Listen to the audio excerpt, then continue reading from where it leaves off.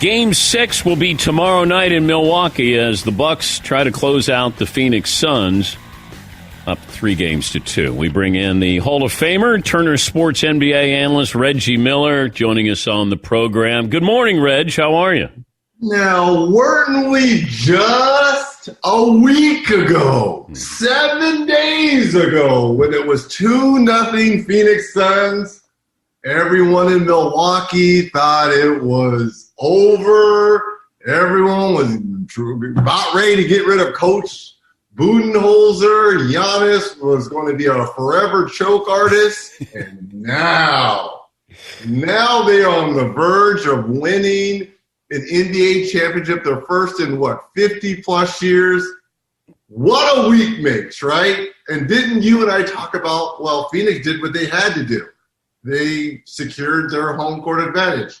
Went back to Milwaukee. That's what Milwaukee did. But Milwaukee went on the road, got Game 5, and is in total control of this series. You expect Milwaukee to win Tuesday night?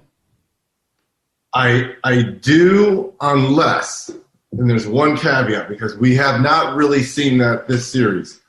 Chris Paul hasn't had a signature game yet. And I think we're all waiting on that. Booker has been great, but the other half of that equation is Chris Paul. He had signature moments versus the Lakers, versus Denver, games I'm talking about, and versus the Clippers. There was always one game he had where he was phenomenal. Game 6, it has to be that for him. If not, then this series is over. I mentioned last week that by Thursday, we're either going to be talking about Giannis and getting 2 MVPs and a title at this age, which is really, really rare in the history of the sport, or we'll probably be talking about Chris Paul finally elevating himself into a different category as a point guard. I know Devin Booker will be the MVP if Phoenix wins, and Giannis will be the MVP if the Milwaukee Bucks win. But do you think those are still, are we going to be, is that fair to Chris Paul? If, let's say, the Phoenix Suns lose this, are we going to look at Chris Paul as opposed to the rest of the team, Monty Williams? Should it all be on Chris Paul that, hey, didn't get it done again? You led 2-0 with home court advantage. At 36, no. I think Chris Paul will probably get a pass because of his age and because of the hard knocks it has taken Chris Paul to even get to the NBA Finals.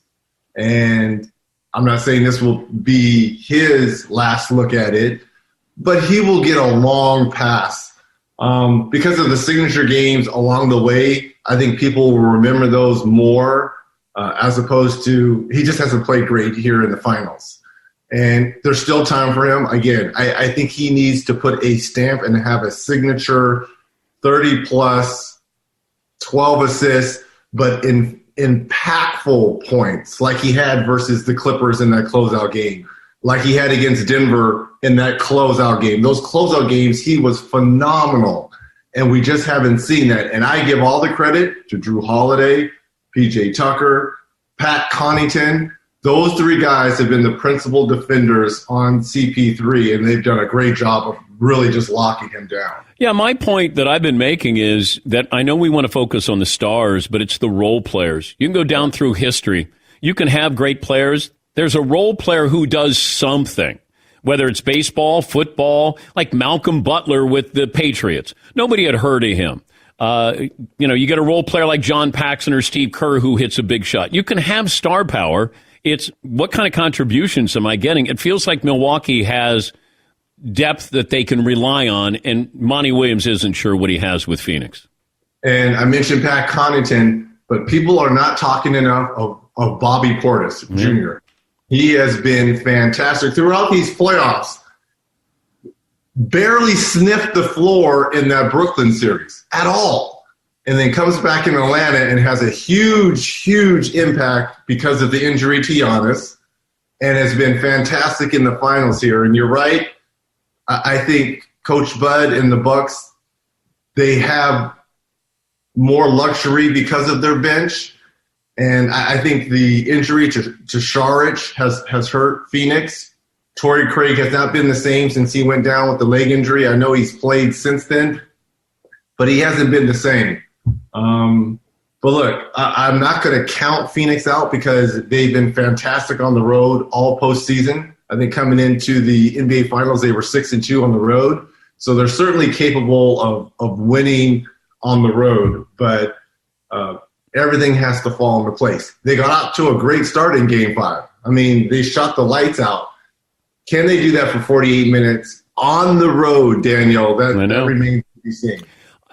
LeBron was at the game, and he brought in his own tequila.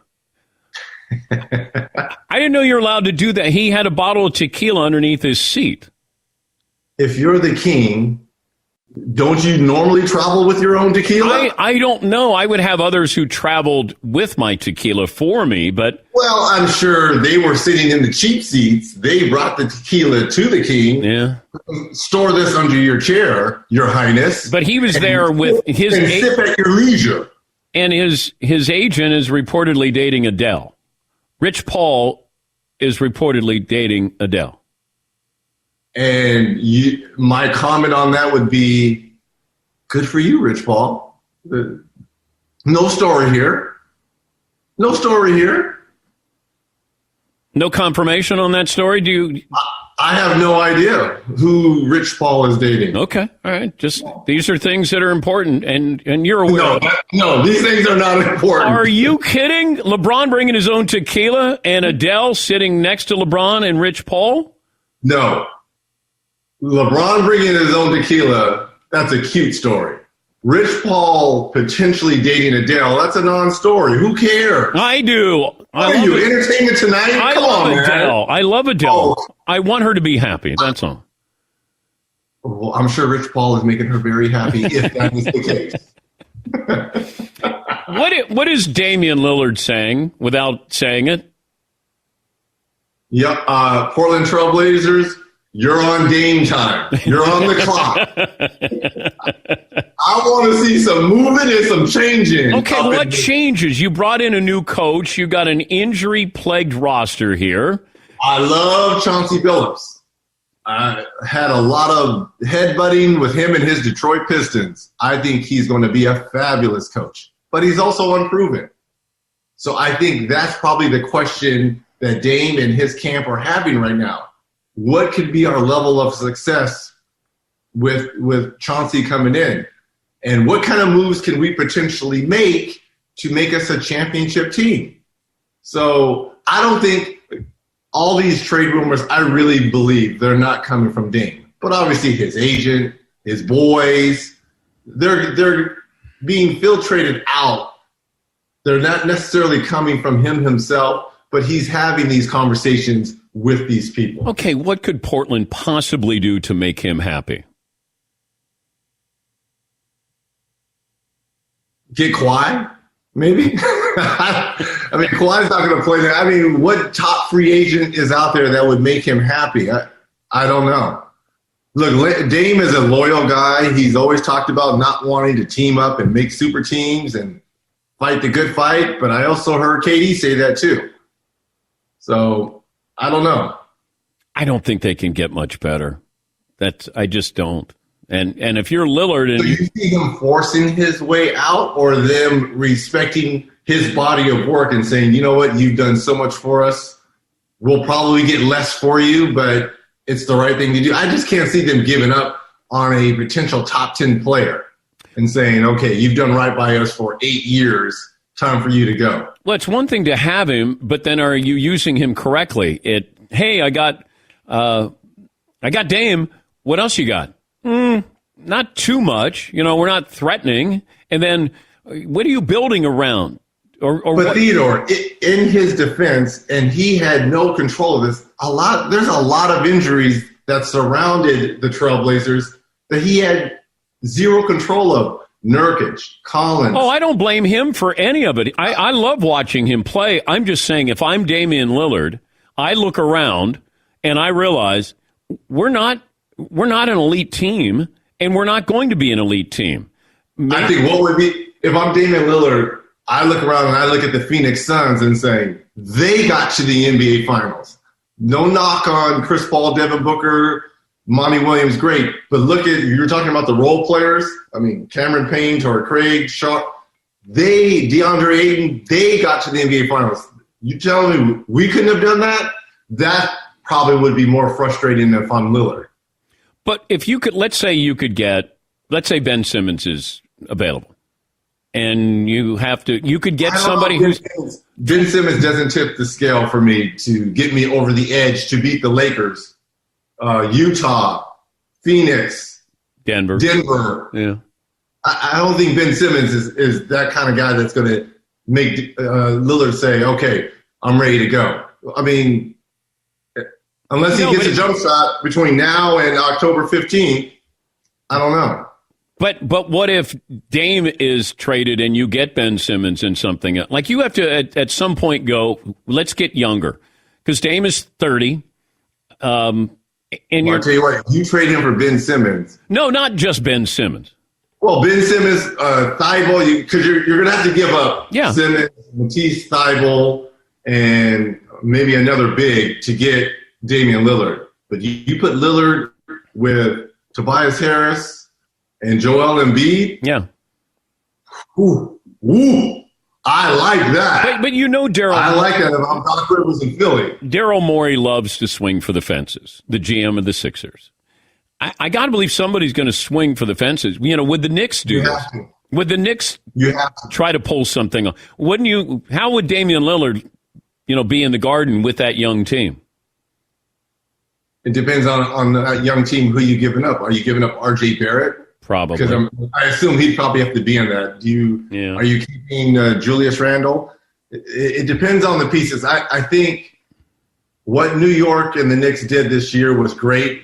They made it more appealing for free agents to potentially think, all right, New York is not as bad a place as they've been over the last 10 plus years. I could give them a shot.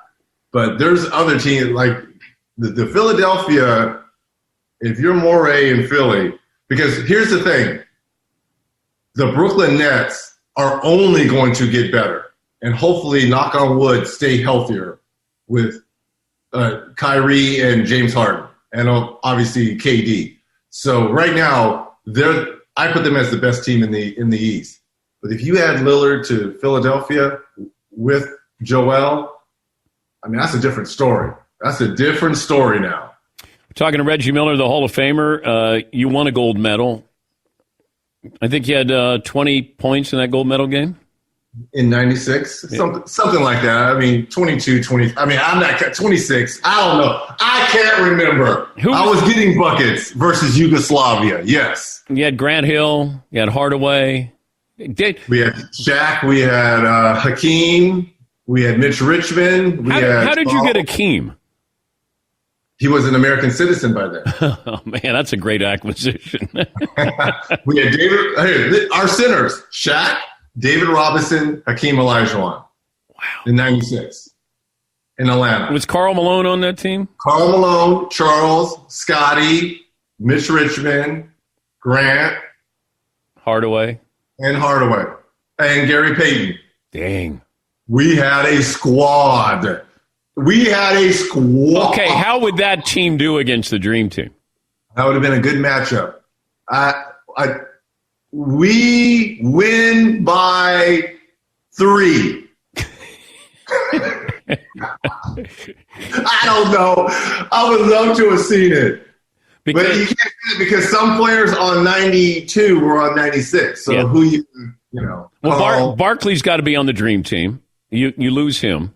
And Carl's on the Dream Team, and Stockton and Pippen are on the 92. Oh, yeah. So we lose by 15. All right.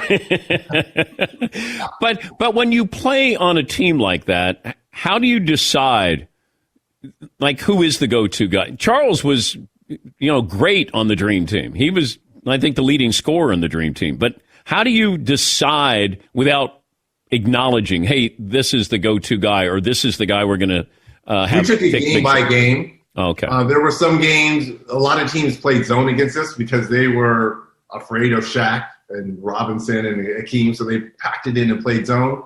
Those were my nights. Me and Mitch, we were like salivating. Oh, you guys going to play the zone against us? and we're pure shooters, it's great. And there's other times when teams play man-to-man and, we just gave it to Carl and Shaq and the big fella and Charles, and they just went crazy down low. So we went game by game, and there weren't any egos. We were just out there to have fun and win a gold medal, and we achieved that. Did you have any beefs with those guys, and then they become your teammates? Zero. But going into it, before being on the Olympic team, there had to be some guys who hated you. Well, they may have hated me, but I didn't hate them. I don't know. I got a chance to know John Stockton, because you hear a lot of things. We only played Utah twice, and he was somewhat of a, I wouldn't say dirty player, but he's known I as. got a chance to know him, and I loved what it was all about. It was all about winning, and to get a chance to know him and his family. Same with Carl. To get a chance to know those kind of guys was kind of cool from my end. You lead the team in 3-point attempts, I'm going to guess. I hope so. Yeah. Look it up, Paulie. Paulie? I'm sure I did. What did I average on Dream Team in 96? I had to be one of the leading scorers. Yeah, you were 11.4 points per game. Barkley was 12.4. Dave Robinson was 12. So you threw the top scorers. Give me the ball. Put me in, coach. Give me the ball. You were the lowest amount of turnovers on the entire team.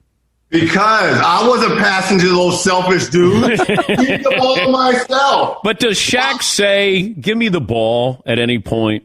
Yeah, Shaq got upset with me one time during the Olympics. It wasn't a beef, but I kept feeding David Robinson and Akeem, right?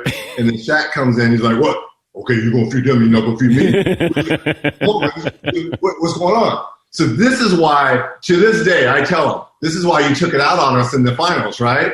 And between the Pacers and this is why? He's like, no, Reg, I just wanted to show Rick Smith. I was like, no, you're getting me back from 96, right? For not feeding you the ball down low. He's like, I'm the best center out here. And he's going with David Robinson and Akeem Olajuwon. I'm the best center out here.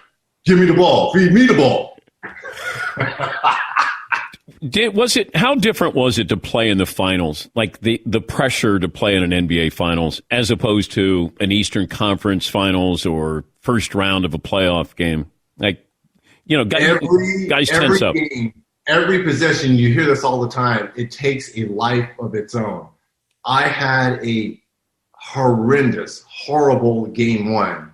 And to me, to this day, it bugs and irks me that my game one performance, to me, affected our team the rest of the series, I thought. I shot 1 for 13, had 12, 13 points. But that set the tone because I have always been the guy.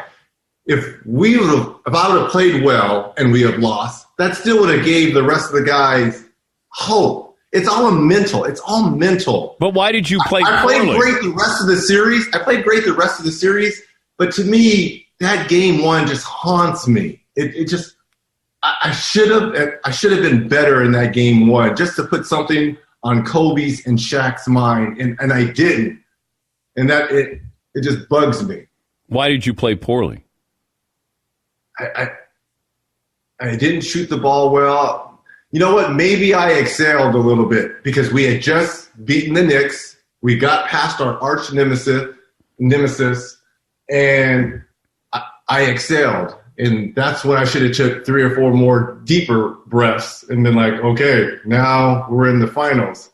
And I excelled for a moment, and it cost me in game one.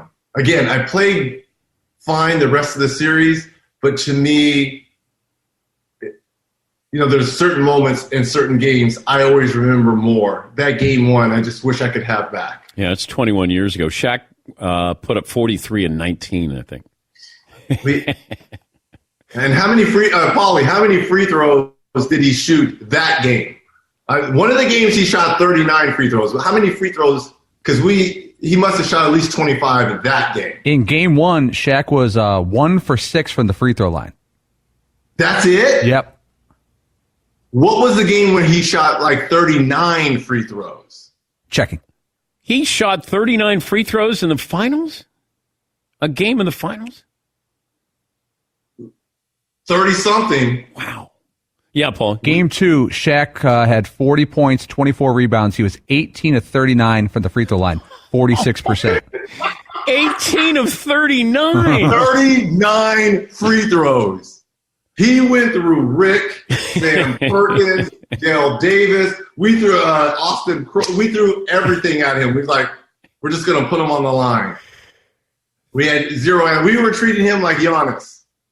39 free throws. 39 free throws. Yeah, Paul. And we still lost. Reggie, in that entire NBA Finals, you missed one free throw. You were 45 of 46. See, it bugs me. It bugs me. One free throw. Are you kidding me? That's unacceptable. It is. Dan, you know, you're a shooter. That's unacceptable. It is unacceptable. That's unacceptable. What did Shaq shoot from the line in the NBA Finals? For the series, he was 36 of 93. Oh, my God. God. And we're talking about Giannis. He missed more that week than Reggie missed in his life. You didn't miss that many free throws in your career, Reg. Oh, my God. Dominant. We had no answer for Shaq. It was young Kobe. So I could get to Kobe a little bit. He put on, when Shaq fouled out of game 4 and Kobe took over. See, you're making me rehash this and have therapy on air. That's another moment. Like, I just wish we could have back that when Shaq fouled out, God. And we went to overtime. That was our chance to tie the series up 2-2. And game 5, that's when it went 2-3-2. Yeah. Game 5 is in our building. If we win that, which we did, we go up 3-2 coming home. And then we got to win one of 2. It's great to talk to you today, Reg. I hate you, Theodore. I hate you. Enjoy the rest of your day, Reg. Oh, yeah. It's going to be chipper now. Yeah. On my bike ride, all I'm going to be thinking about is this free throw. Alan Shaq. And going 1 for 13 in game 1. Oh, great. He's Reggie Miller, Hall of Famer, joining us. Thank you, Reg.